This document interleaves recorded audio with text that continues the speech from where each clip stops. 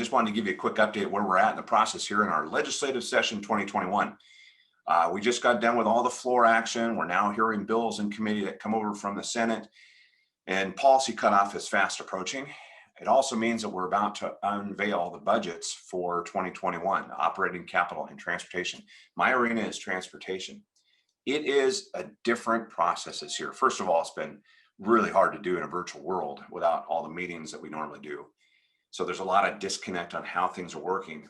In the transportation arena, we just received our forecast, and it's pretty bleak.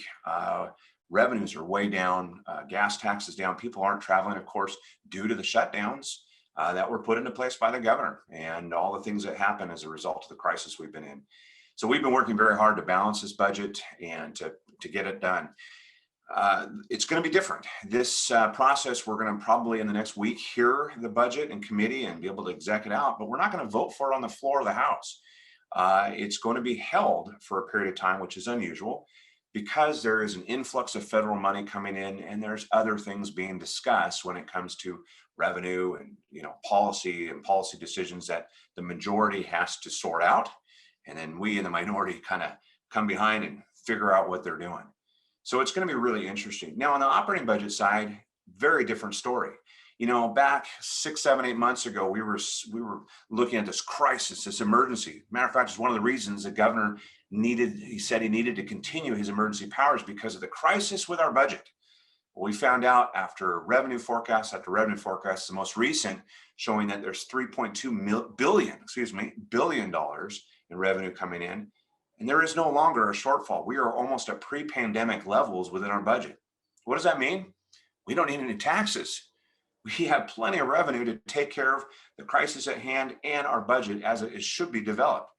I'm hearing they're going to kind of do the same process, that the budget's going to be rolled out, but we're not going to vote on it because they're trying to figure out how to spend all this money. And I'm sure what they're trying to figure out is all this federal money coming in to the state of Washington, how are they going to spend it on more programs and everything else? When we're saying, look, one time, put it where it needs to do, deal with the crisis at hand, deal with those who are most being affected, our restaurant workers, our all the people and all the segments of the industry that were so affected by COVID and the shutdowns and everything else. So it's going to be interesting to see how they do that and how that plays out. Capital budget, I haven't heard too much on that. That'll probably roll just as it normally does, and that's the budget that affects all our construction projects in school and district projects, etc. But it'll be interesting. A lot of work to do. We've got 30 some odd days left in the session. And so we'll see how it plays out. I'll give you another update video here once I know how the budgets are going to roll and what it looks like with the federal money and the revenue packages and all the different things that are being discussed. So anyway, it's an honor and privilege to serve you.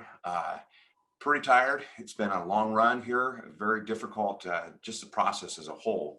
We're now about to go into phase 3.